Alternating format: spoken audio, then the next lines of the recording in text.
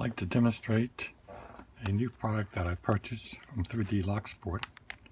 It's called the Educational Lock and Pin System. And it's basically designed for people who are just first getting into lock sport, newbies as we call ourselves, giving you an idea of how a lock works, how the pin tumbler system works in a lock, and what it feels like to pick those particular pins. So this kit comes in this nice foil bag, very substantial.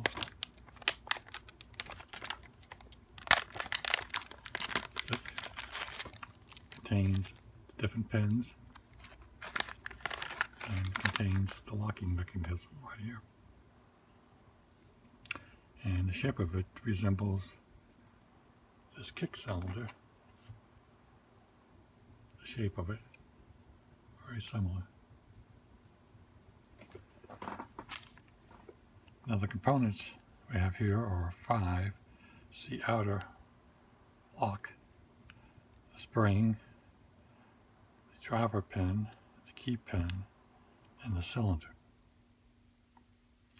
And to apply tension to the cylinder, you rotate these 2 tabs in a clockwise or counterclockwise position to bind the pins.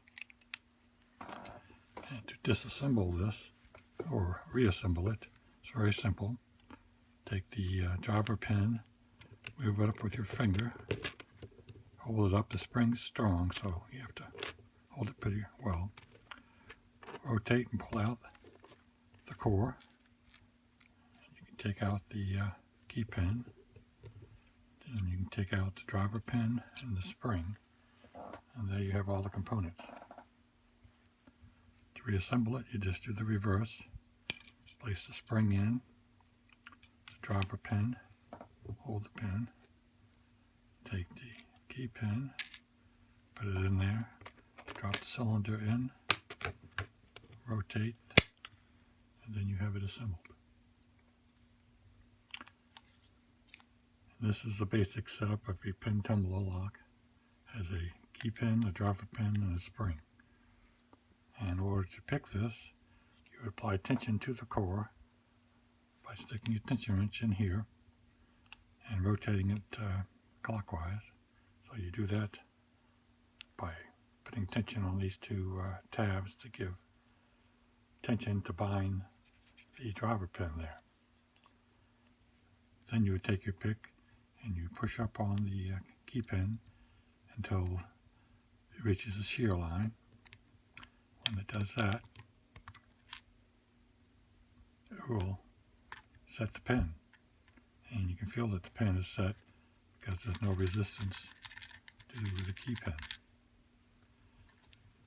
Usually in your metal locks, not plastic, you may hear a click when it hits the shear line, giving you an indication that you've set the pin.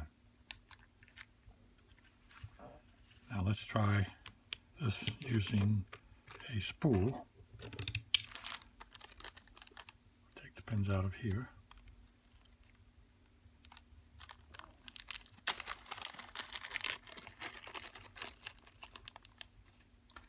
I'll go over each one. Here we have another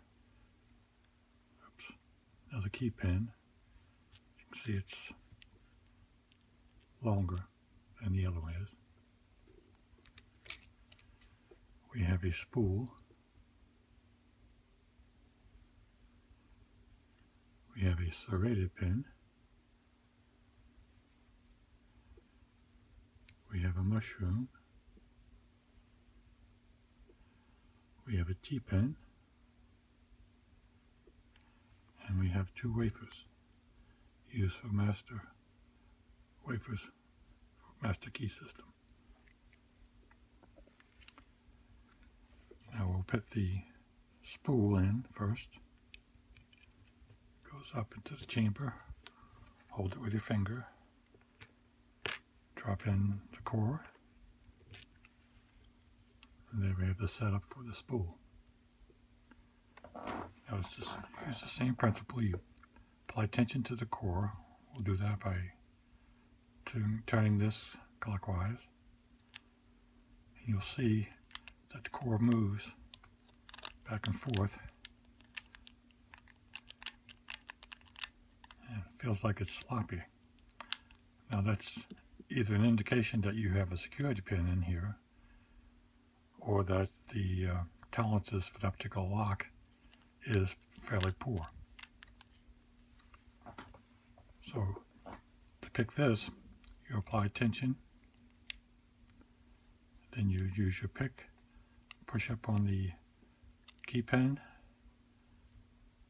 Usually the spool will lock between the core and the top of the lock here. You can see that point right there where it's stuck. It won't go any further.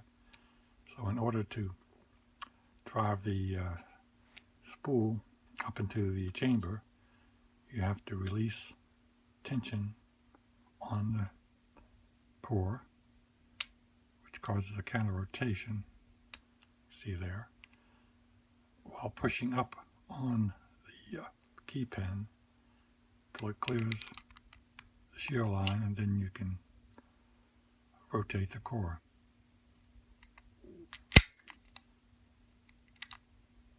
So you can see the counter rotation,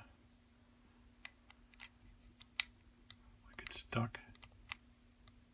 You have to release the pressure. The core goes in the opposite direction, counterclockwise, until you can clear the shear line and turn the core. And this is the same with the other security pins. Here's serrated.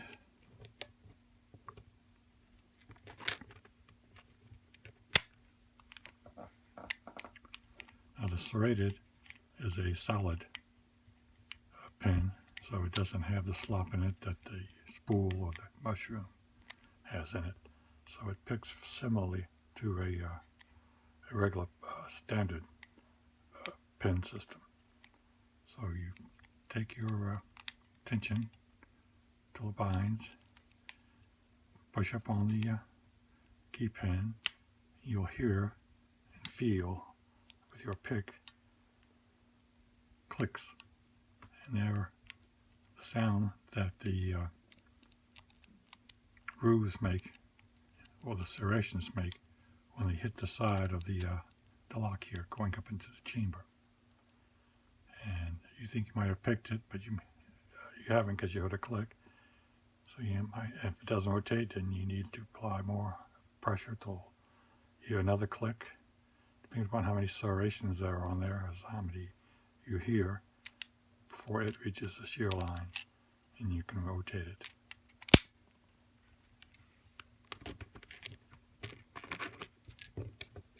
Now we'll go with the mushroom pin.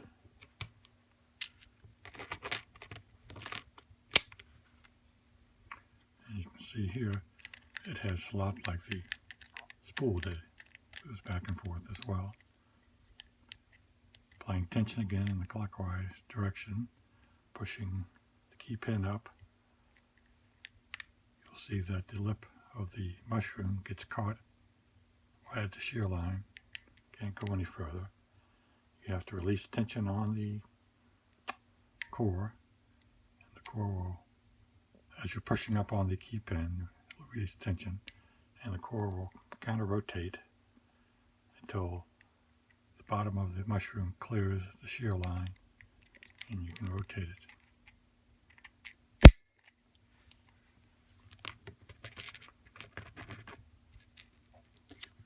Now we'll try the T-pin. And we'll use a longer T-pin in this one.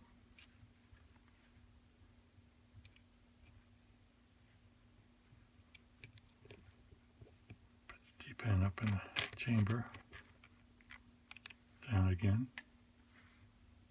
And it also has slop in it.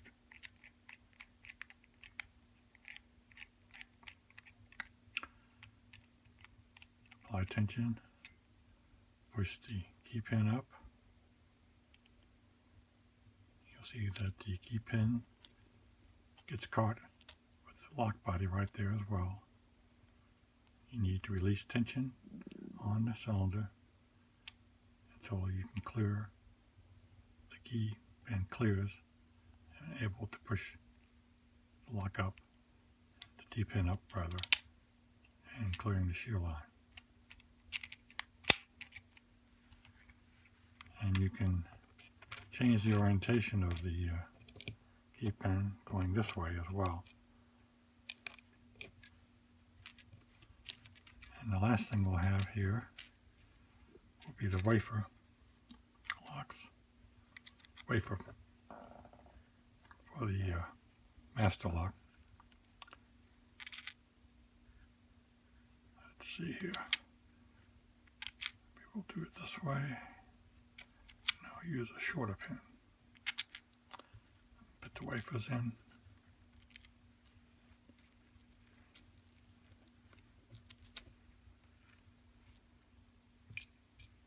Put a standard driver in.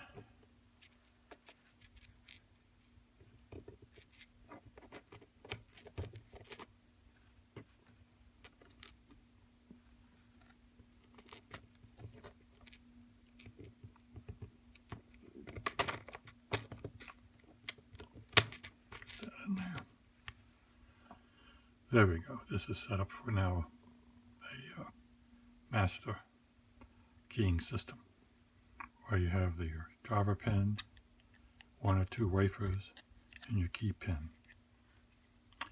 And this gives you the possibility of 1, 2, 3 different shear lines per chamber.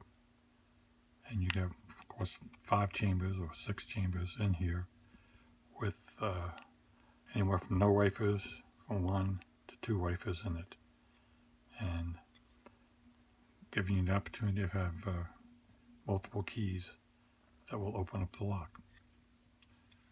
So what we do, we apply pressure in a clockwise direction, lift up the key pin, it's the first shear line, it gets set, push it up beyond the first shear line to the second shear line underneath the first wafer. There you got another possibility. Pushing up again underneath the second wafer. You've got a third possibility right there. So this is the 3D Locksport educational lock and pin system. To give you an idea of how the pin tumbler system of picking locks works. It's very well made, very easy to use, and to change whatever type of pin you want to put in there for your practice.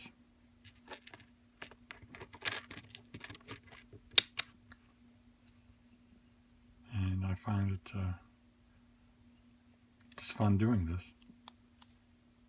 And if you know someone that wants to get into Locksport and needs a visual aid, this is a very good tool to use as a demonstration, or if you teach a class, it's an excellent tool.